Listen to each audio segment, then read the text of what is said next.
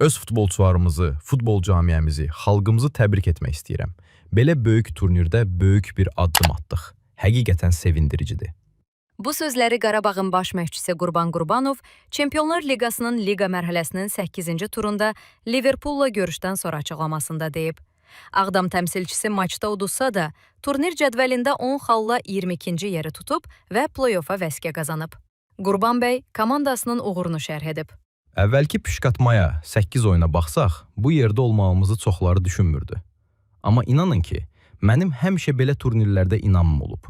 Futbolçularımız tam əmin oldular ki, böyük futbol, nəhəng komandalar nə deməkdir. Bugün Liverpoolda bunu hiss etdik. 0-6 hesabı ilə məğlub olsaq da çox sevincliyəm.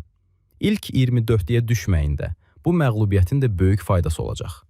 Bəlkə də 0-1, 0-2 hesabı ilə uduzsaydıq, dərk etməzdik. Amma böyük hesablı məğlubiyyətin faydası olacaq.